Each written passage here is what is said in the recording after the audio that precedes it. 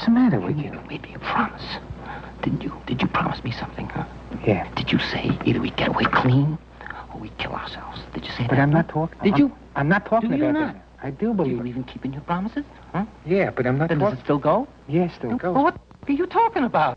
Who'd you recognize in that scene? Probably Al Pacino, nominated for an Oscar in 1975 as Best Actor for his striking performance in Dog Day Afternoon. The other one, the one you may only vaguely recognize, is John Cazale, but giving a strong performance of his own. However, Cazale was not nominated for an Oscar. His superb performance was one of many great performances that Oscar has ignored. And great performances that Oscar has ignored is the topic we'll be exploring this time on Sneak Previews Take 2. This is Roger Ebert, film critic of the Chicago Sun-Times. And across the aisle from me is Gene Siskel, film critic of the Chicago Tribune. Now, nobody ever made the claim that the Academy Awards honor every great performance, or for that matter, that all Oscar winners gave great performances. And we're not claiming that the performances we're going to praise on this program should have won Oscars. What we are saying is that they were great performances, that they were overlooked, that in many cases the entire careers of these performers have been undervalued, and that credit is due. We'll be showing you scenes we admire starring Shelley Duvall in Three Women, Genevieve Bujold in Another Man, Another Chance, Martin Sheen in Badlands, Malcolm McDowell in A Clockwork Orange, Robert Mitchum in The Yakuza. And now Gene starts with John Cazale in Dog Day Afternoon. Yeah, none of them were nominated. Now, actor John Cazale died in 1978 at age 42 from cancer. He left behind him a legacy of superior supporting performances.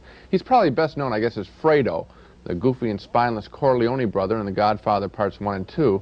But in Dog Day Afternoon, in one of his finest performances, Cazale plays Al Pacino's buddy, helping to pull off a New York bank robbery to pay for a sex change operation for Pacino's homosexual lover.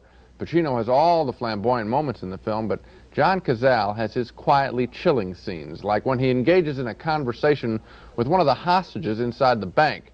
Here we see the Cazale trademark, a nervous, slightly demented, but somehow innocent character who's fixated on petty details as a strategy for coping with the world. You don't smoke? No, Why do you want to start now? I'm scared to death, that's why. What, you don't smoke? No. How come?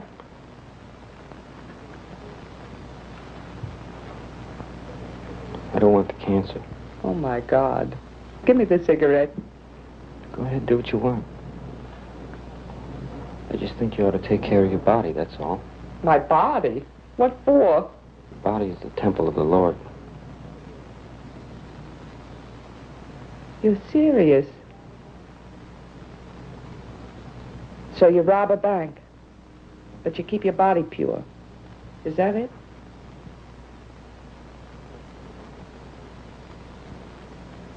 You're gonna smoke the cigarette or what?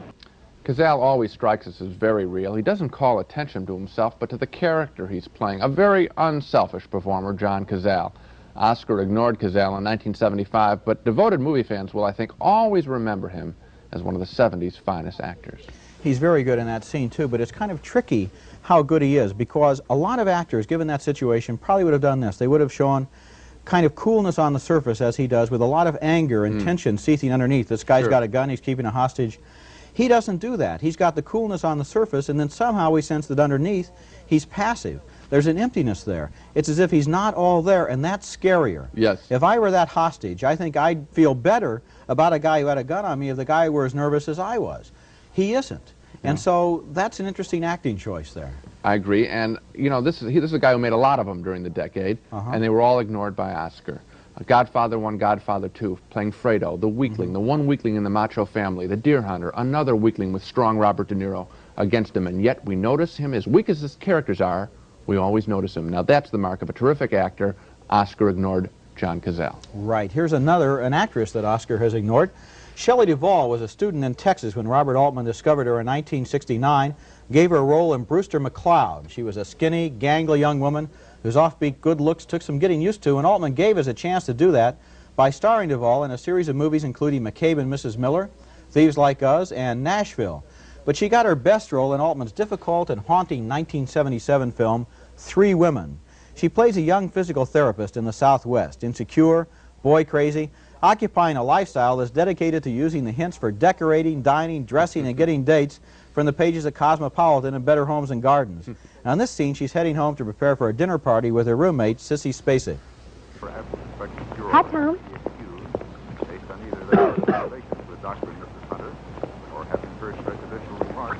Hi, Edgar. Hey. I'm giving another one of my special dinner parties tonight. Oh, yeah? Yeah. Deidre and Jim and a couple other guys are coming over. Uh-huh. We're having pigs in a blanket and chocolate pudding tarts. Just keep it out of the pool, be all right. See you later. Yeah. Pinky? Pinky, would you get the door for me? My hands are full. Pinky? Oh, hi. Hi. I just got through. Looks great. What'd you get? All kinds of good stuff. Did you get me any gum? Yep. It's probably on the bottom, though. Got wieners for pigs in a blanket.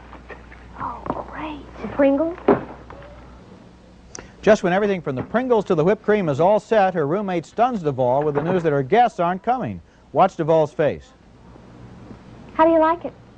It's a Mr. Lamar from Dallas. Isn't it cute? They can't come, Ellie. Who? Deirdre and those guys. What do you mean they can't come?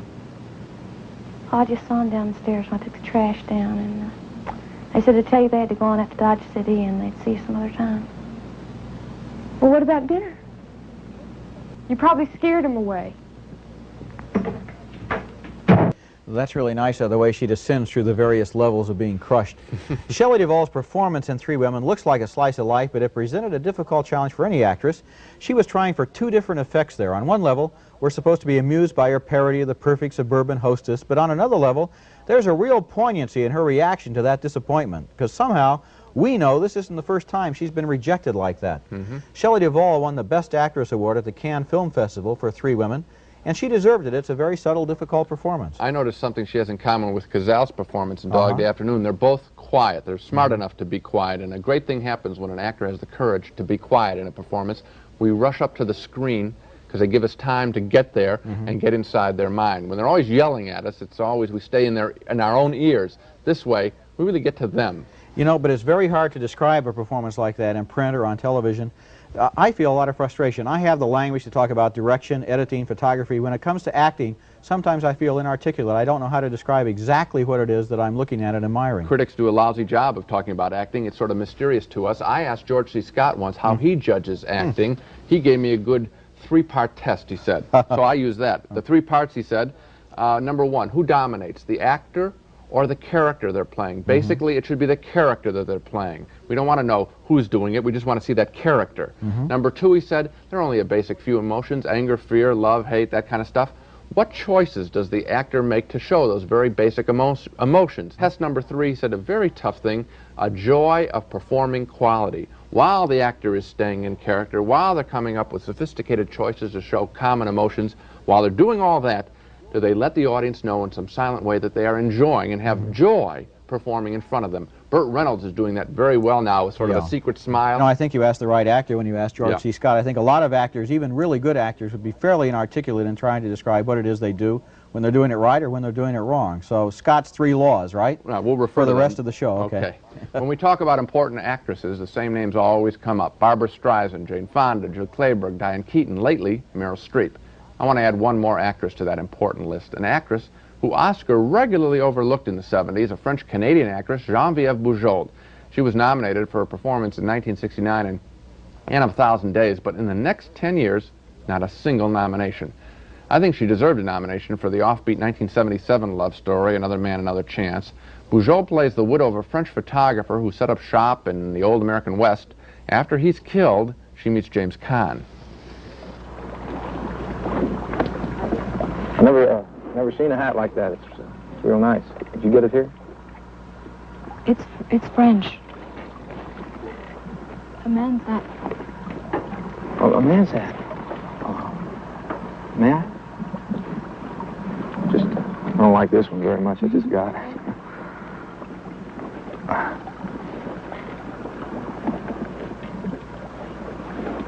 Paris, France. France. It's called a casquette. Casket? No. Casquette. Casquette. was my husband. Sorry. She's just great there, rearranging her hair. You know, on one level, that hat represents her late husband. On another level, the hat sort of represents her emotions. When she's fixing up her hair and straightening herself out, she's also trying to straighten out her emotions, which are really twisted. She's trying to be true to the memory of her late husband, the hat, but she's also turned on by James Caan, and so there's that push-pull. Very interesting little performance there. I've always liked Genevieve Bujold. I even liked her in a small scene she had with Charlton Heston in the dumb film Earthquake.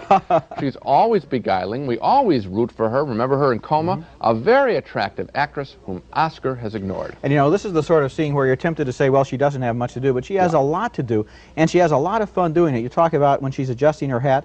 In a sense, she's being prim, getting that hair out of the way. At the same time, she's also flirting with him, and she's having so much fun doing that. George C. Scott's point number 3, the joy of acting, I guess. When that horse whinnies, I saw her smile like that. Right, she's really playing with that back and forth, and she's having a lot of fun with it. I enjoyed it. It's good acting. Another actor who's very good at suggesting great depths and trouble and tension is Martin Sheen, the taciturn star of last year's Apocalypse Now. And one of Sheen's best performances, though, was in a 1973 movie named Badlands. He plays a character inspired by Charles Starkweather, a real-life murderer who went on a killing spree out west in the 1950s. And in this scene from Badlands, Martin Sheen is about to get out of town with his teenage girlfriend, played by Sissy Spacek, who just a few moments ago was Shelley Duvall's roommate in Three Women. Her father tries to stop them. I got it all planned. And, I'm taking Holly off with me. Okay, boy. I'm turning you over to the authorities. What for? Coming on my property with a gun. No, you're not either. Yeah? Why not? 'Cause I can't allow it. Hey! Hey, wait a minute! Suppose I shot you. How'd that be? Huh? You want to hear what it sounds like?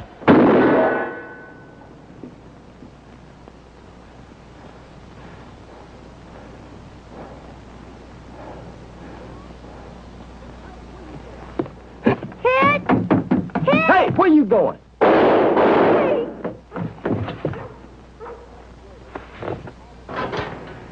A few minutes later, Sheen calmly makes a recording of his confession. My girl Holly and I decided to kill ourselves. Same way I did her dad. Big decision, huh? The reasons are obvious. I don't have time to go into them right now. But, one thing, though. He was provoking me when I popped him. And, that's what it was like. Pop. Oh, we're sorry.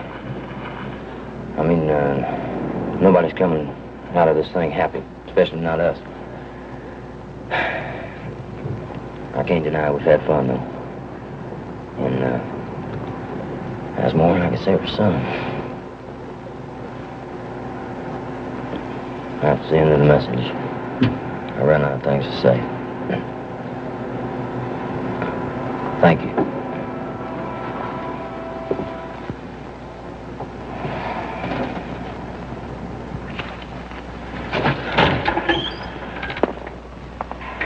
It's frightening to think that the character is acting like that just a few moments after committing murder. That kind of cool and almost rigid self-control is scarier than if Sheen had played a mad dog killer type. He suggests great depths to the character, great angers boiling beneath that just a regular guy kind of surface. Sheen was very good playing that same kind of character in Apocalypse Now, but I think he's never given a better performance than he did in Badlands. He's a fine actor, and you know, you talk about George C. Scott's first point, which dominates the character of the actor. Sheen, in that role, in all of his roles, it's always the character we notice. I don't have a clue as to who this guy really is, the guy named Martin Sheen. I just know his characters. Really, he's terrific. You know, that's also the case in Apocalypse Now. He's the guy that goes upriver in the boat. All these amazing things happen to him, and he keeps that unruffled surface that's very necessary for that character. And it's a funny thing, having seen him in Apocalypse Now, Badlands, The Subject Was Roses, if I were to go interview Martin Sheen, I wouldn't know who to expect. I wouldn't know what kind of a guy to think that he really was. Okay. The next performance that Oscar overlooked really astounds me. It's one of the finest performances of the 70s, Malcolm McDowell in Stanley Kubrick's film, A Clockwork Orange. It's about a society of the future trying to control violence. McDowell plays a futuristic street punk who enjoys kicking the stuffing out of old men and roughing up women. Now, what's remarkable about McDowell in A Clockwork Orange is his range of emotion, from a domineering gang leader to a whimpering, brainwashed victim of mind control. First, we see him as the gang leader, beating his buddies into submission.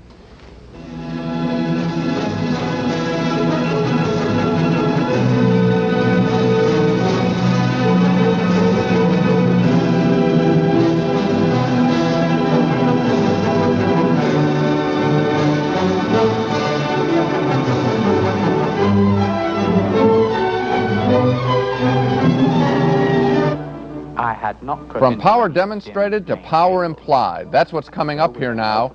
After slashing his buddies, gang leader McDowell now takes quiet control of his henchmen. Watch McDowell's face here. It almost becomes a menacing death mask. Well, now we're back to where we were. Yes? Just like before and all forgotten? Right. Right. After some painful brain conditioning, McDowell's personality is transformed. He returns home from prison only to find that his parents have taken in another son to replace him. McDowell would normally get angry, but he's been programmed to get sick whenever he feels a violent urge coming on. How do you do, Joe? Find the room comfortable, do you? No complaints? I've heard about you. I know what you've done.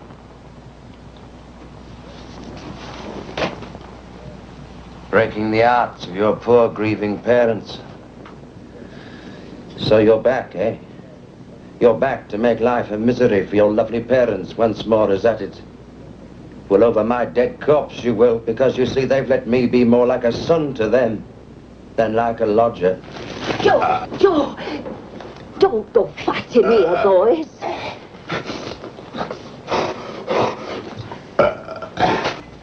A terrific performance, but I think I know why this performance was ignored by Oscar. In any film by Stanley Kubrick, pictures like 2001: A Space Odyssey, Barry Lyndon, it's the film and Kubrick's direction of it, not the actor, that is the star. McDowell was overshadowed by Kubrick, the director, and Oscar, in the process, ended up ignoring an impressive piece of acting. You know, you're absolutely right, and it's true of critics, too, with a director like Kubrick who controls every aspect of his film totally from beginning to end. We say, Stanley Kubrick's 2001. Think quick, who starred in it? A little hard to remember, isn't it? Gary Lockwood? And Keir Dullea, right, but we were just thinking of it. You think of it as a Kubrick film. The only other director like that I can think of is Alfred Hitchcock, who was so much in control of the whole production that even though he uses some of Hollywood's top stars, they don't necessarily win their Oscar nominations for a Hitchcock film. People think of, oh, that was Hitchcock's film, that wasn't Cary Grant, or that wasn't Ingrid Bergman. You're right. One of the things that McDowell does in the film is so well is simply survive it. He's got a lot to do in the picture. He stomps on people. He gets stomped on himself. He almost is drowned in one sequence. It's a remarkable physical piece of acting. He's in virtually every scene. A superior performance. Here's another good one. One of the most consistently underrated actors of the last 30 years, period, is Hollywood veteran Robert Mitchum. Now, he gets credit here and there. People say, oh, yeah, Mitchum's a good actor, and yet he's never won an Oscar, and I believe he's never had the recognition that he deserves. Now, look at Mitchum, for example, in this scene from The Yakuza, a 1975 film in which he plays an American who goes back to Japan and visits the woman he fell in love with 20 years ago. Notice how much quiet authority Robert Mitchum brings to the role. Why do I always have the feeling that you're hiding something from me? Oh, you've always felt that way. Yes, and I always think you have.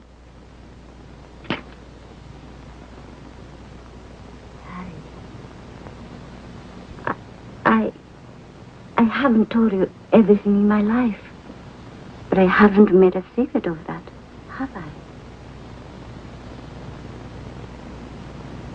No.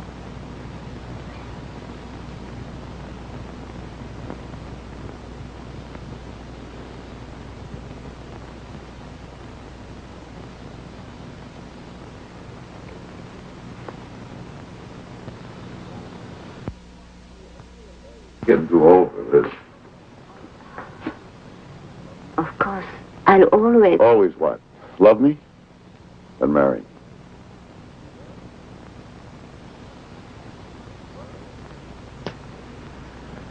Well, now that we've got that over with for the next 20 years.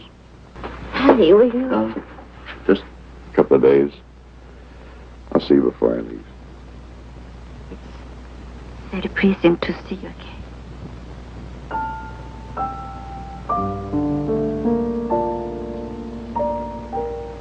Yeah. Good night, darling. Good night.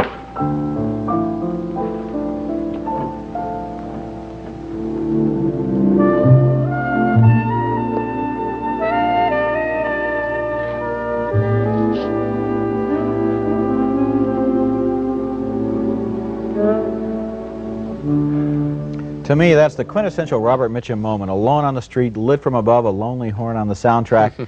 The movie is about how he goes back to Japan and takes on the Japanese mafia and tries to get his old love back again. And I've noticed something about Mitchum in a lot of his movies that's true only of the greatest movie stars. No matter who else is in a scene, no matter what's happening, if Mitchum is on the screen, we just can't help but watch him. He holds the screen, as very few actors ever have. I agree, and I think I know why he holds the screen. I think he holds it with his chest and with his face. That chest is like an ice box. Same kind of chest John Wayne had, inspires confidence. We're drawn to that very attractive figure. And also that face, because everything is on that face. Every day he's lived, it seems, is on that face. Remarkable actor. Well, you might think the face, for example, in this movie, the Yakuza, might look so lined and experienced because he did it in his 50s, but I saw a movie the other day called Out of the Past that he did with Kirk Douglas 30 years ago, and the experience is already there in his face. I guess he must have learned it all in that chain gang that he says he spent his teen years in. I don't know. But when he says he's done something in a movie, you not only believe he did it, you almost think he invented it. What can we say about all 6 performances? I think one thing they have in common is, by and large, they're very quiet performances, with the actors, through their being quiet, drawing up into their minds up on the screen. So that's one thing I think that they all have in common. How do you think these performances fit in with George C. Scott's 3 laws that you were talking about? Well, I think in one case, we remember the characters. They're all very special characters. And also, I think you get to feel a lot of joy of acting in some of these performances. People who really seem to be... That's Mitchum, I think, more than anyone else. There's that, he knows who he is. He knows how cool he is. You know, there's something else about these movies that we probably ought to point out. Most of them didn't make very much money, and the Academy Awards, generally speaking, the nominations go to movies that were box office successes. If you don't have a big hit on your hands, it really doesn't matter in many cases. The best example of that, I think, is Gene Hackman in The Conversation. If I had to pick one overlooked performance that's really a knockout, Gene Hackman, The Conversation, ignored completely. Another great performance, James Caan in The Gambler was a very good performance. And I'm thinking of Richard Dreyfuss. You know, I know he won for The Goodbye Girl, but years earlier in The Apprenticeship of Duddy Kravitz, I think he was just as good, not even nominated. Also, Robert Redford in The Candidate. Also, Robert Redford in The Downhill Racer, but we could go on all night. But that's it for this program of great performances of the 1970s that Oscar overlooked.